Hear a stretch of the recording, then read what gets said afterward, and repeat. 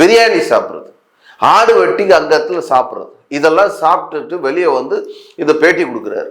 இது ஒட்டுமொத்த வக்போர்டுக்கு சொந்தமானது. வக்போர்டுக்கும் அதுக்கு சம்பந்தமே கிடையாது. இந்த இடம் வக்போர்டுக்கு சம்பந்தமே இல்லாத இடம். இவர் வக்போர்டுடைய இடம் அப்படின்னு சொல்லி அறிவிக்கிறார். அப்ப அரசாங்கம் எந்த நடவடிக்கையும் எடுக்கல.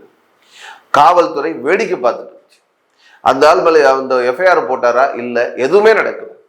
அதுக்கு அடுத்தது மணப்பாறை எம்எல்ஏ அவர் வரார். அவர் வந்து நேராக போய் அந்த இடத்துல இது வந்து ஒட்டுமொத்தமும் எங்களோட மலை, இது வக்போர்டுக்கு சொந்தமான இடம். அடுத்தது இவர் சொல்றாரு.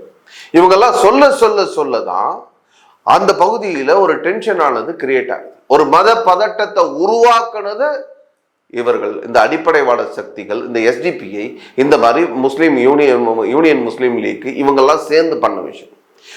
அதே மாதிரி நம்முடைய மணப்பாறையினுடைய எம்எல்ஏவா இருக்கக்கூடிய அந்த அப்துல் சமது, இவங்கெல்லாம் சேர்ந்து பண்ணாங்க. மனிதநேய மக்கள் கட்சியினுடைய எம்எல்ஏ அவர், இவங்கெல்லாம் சேர்ந்து பண்ணி அந்த பிரச்சனையை அப்படியே எரிய விட்டு ஆரம்பிச்சாங்க.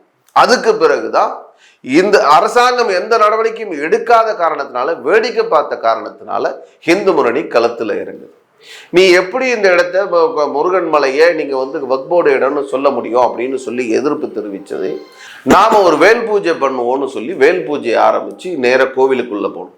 நாங்க பாருங்க, இந்து முன்னணி சார்பில் இந்து முன்னணியினுடைய மாநில தலைவர் வேல் பூஜையை மண்டபத்துல செஞ்சு அங்கிருந்து கோவிலுக்கு வேலை எடுத்துக்கிட்டு ஊர்வலமா வர்றார். அவர் மேல வழக்கு போடுறாங்க.